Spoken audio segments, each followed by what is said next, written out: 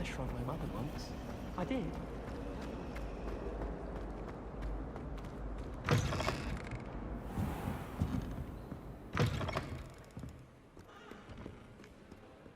Oh, the Ministry will hear about this. The fiends will rot in Azkaban.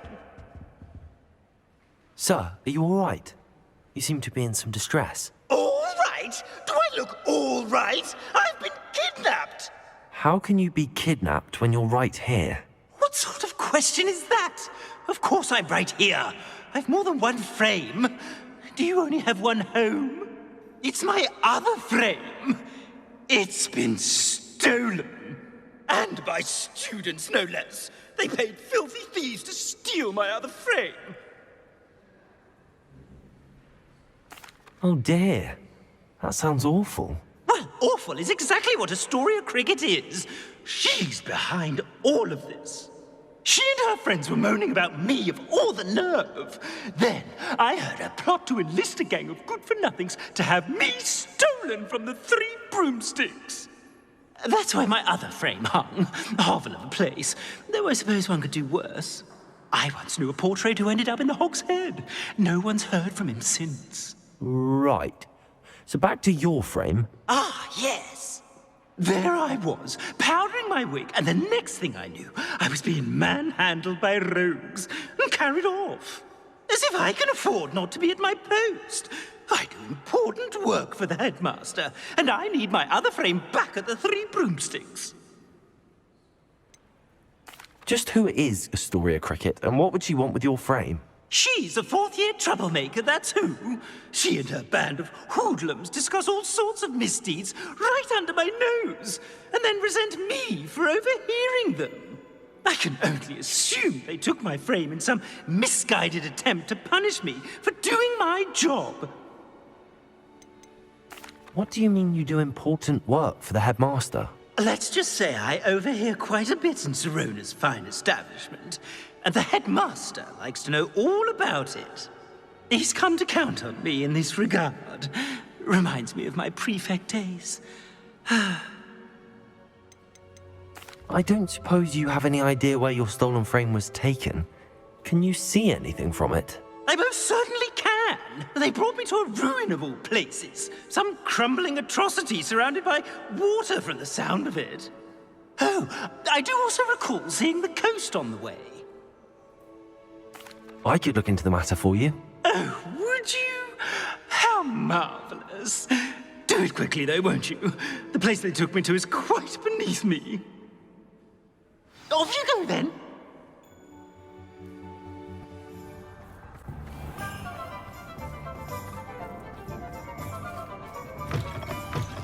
Would have known Harlow had met his match the day of the troll attack in Hogsmeade. The village owes you a great debt for ridding us of that monster. And I mean Harlow. Astoria Cricket? That depends. Am I in trouble? Ferdinand Pratt thinks you should be. Says you stole his frame. I wouldn't call it stolen. Relocated's more like it. How do I put this nicely? Ferdinand Pratt is a postulant boil, and he's lucky I didn't have him sealed in a wall. Surely he can't be that terrible, can he? All he does is spy on students in here and report back to the headmaster. Sometimes, if there's nothing to report, he'll make it up. I spent 4 hours in detention last week, all because he told Black that I was planning to drain the lake, whatever that means. It was the last straw. He and his frame had to go. May I ask where you put him? Well, I didn't put him anywhere. The frame is likely with the fine gents I paid to snatch it. They camp in a ruin by the coast. I just wanted it far enough away that I'd never have to think about Ferdinand Pratt ever again. You do know he's screaming in the library as we speak. Oh, for the love of Merlin. If you ask me, he's got nothing to scream about. I could have had him put in the Hog's Head. The pampered Pratt would have hated it. Grimy walls, smell of goats. And the patrons, they eat snooty princes like Ferdinand for dinner. But what's done is done. He isn't here anymore, and if I were you, I should enjoy it. Lovely chatting with you.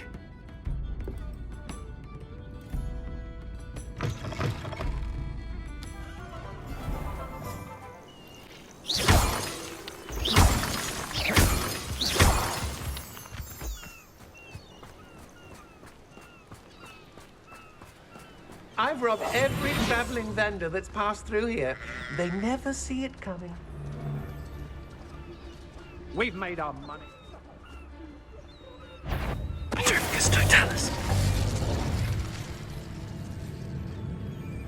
I've never seen such a look of fear in your eyes.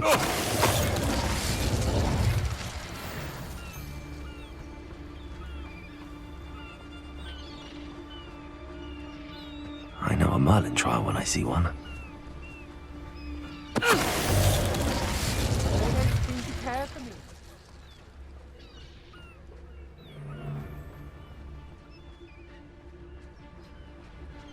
Let's not be foolish.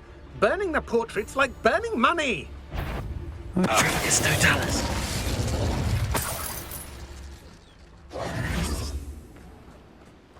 Revelio.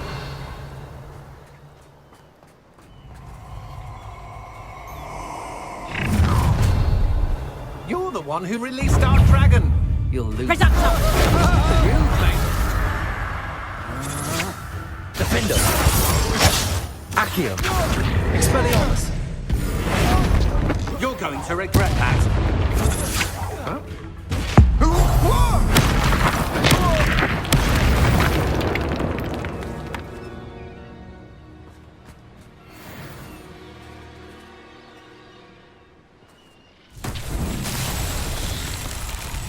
Revelio.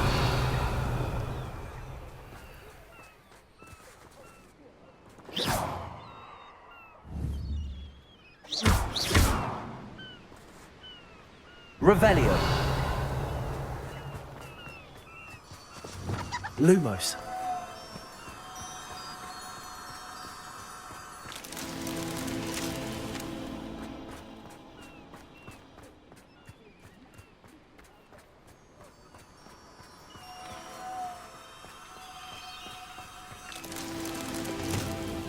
Revelio.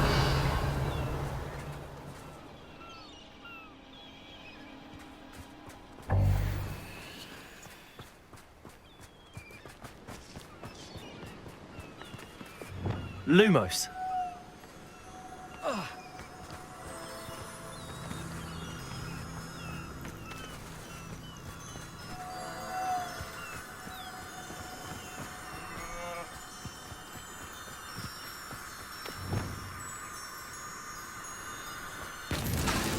Merlin himself will be proud.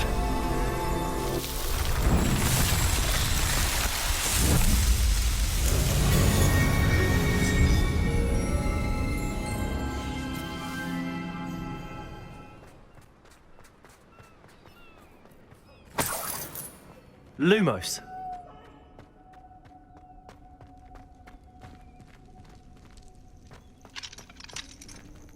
Alohomora.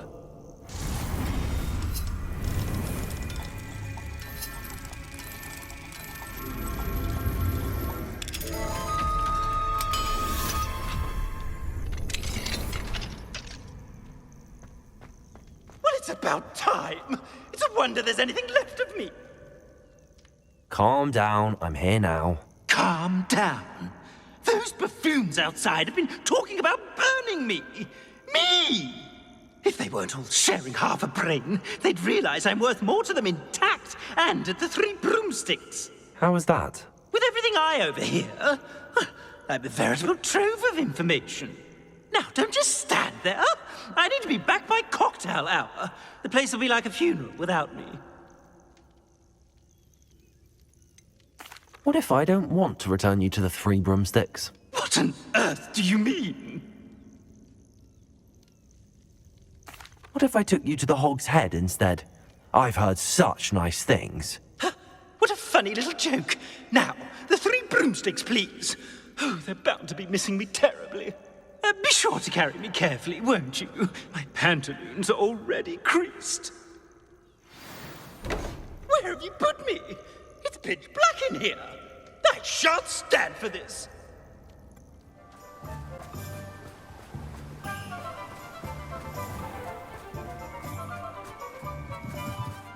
Revelio.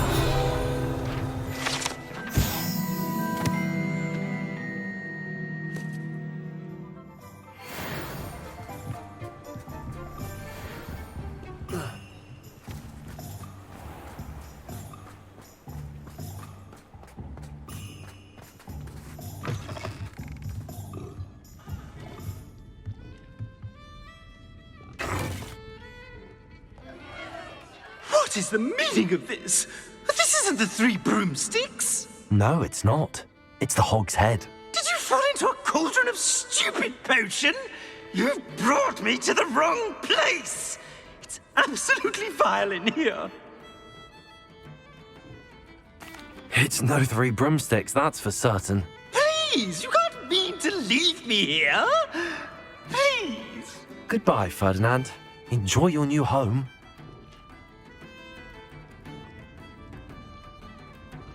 I'd normally toss the both of you out. But I like the look of the fancy man. Target practice. Please, you can't use me as target practice anymore.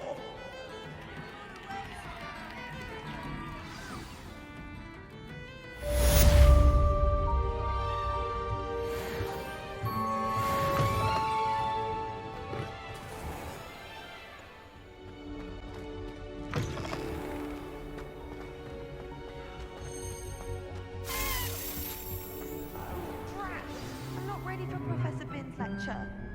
Forgot my pillow. In today's lesson, we will cover a truly thrilling event. The Goblin Rebellion of 1752 and all its triumphant tragedy. But more specifically, we will address the devastating effect it had on the wizard milling industry.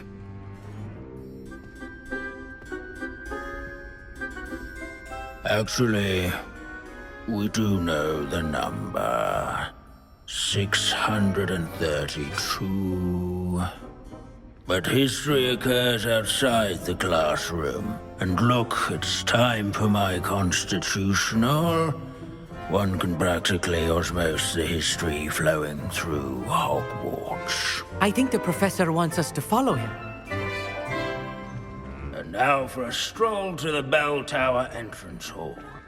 Along with the rest of the castle, it was completed in the late early Middle Ages. The hall and the bell towers that loom above it contain myriad interesting artifacts.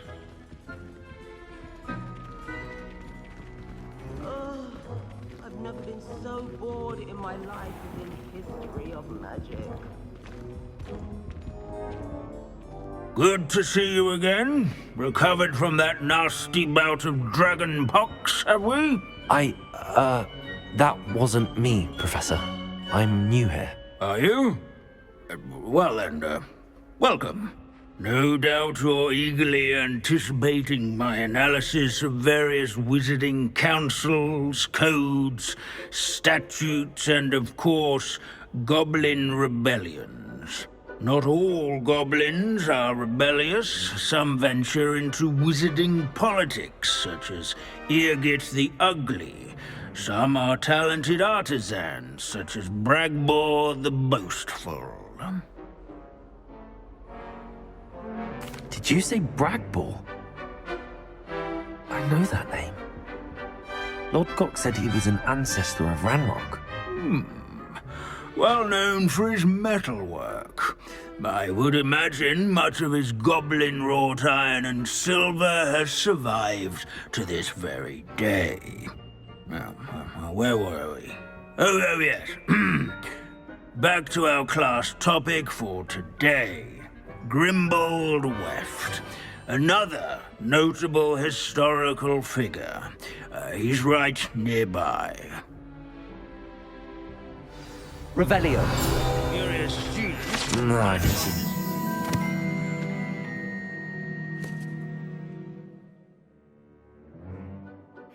Bell Tower entrance hall.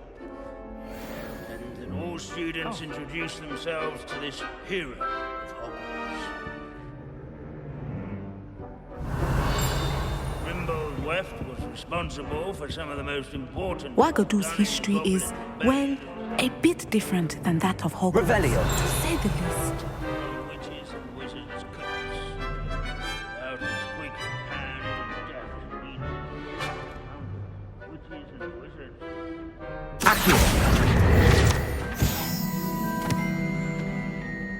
Never strays from the bell tower entrance hall. Revelio. This is a centuries-old likeness of Pangadon. Fearless mouse hunter and devoted study companion. People have always loved their pets.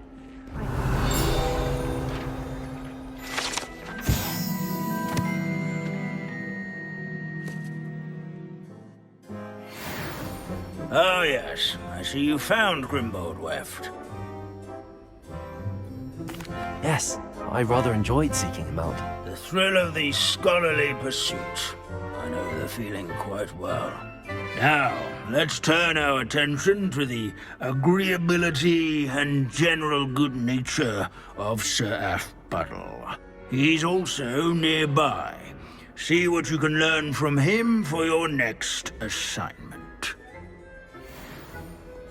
Standing in eternal but symbolic watch over the bell tower is a retinue of loyal knights, or rather, statues of knights, I should clarify.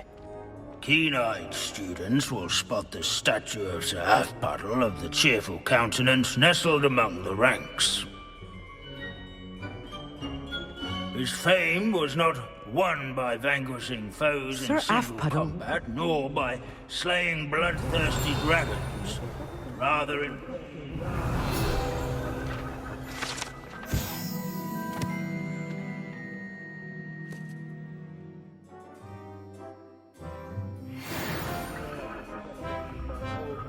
the newcomers alike. I encourage everyone abandoning to make class the to wander the halls is in statues keeping with acquaint. Professor Binns's manner of teaching. Professor Binns, I found the statue of Sir Aphbuttle. Ah, well done. Alas, Sir Aphbuttle's affability was his undoing.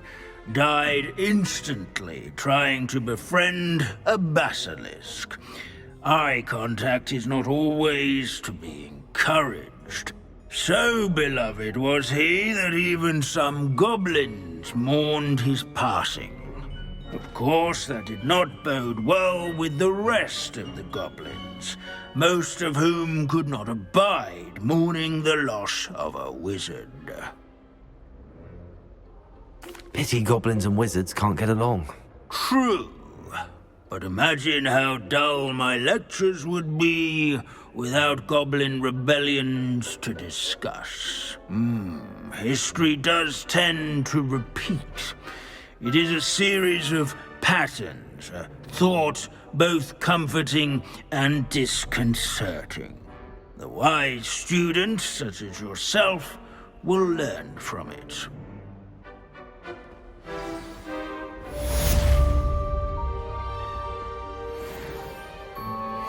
History is written by those who do their schoolwork, so they say. Or at least, I like to say that. We've all gone in another one of Binns's wild goose chases. How can we do so much and accomplish so little?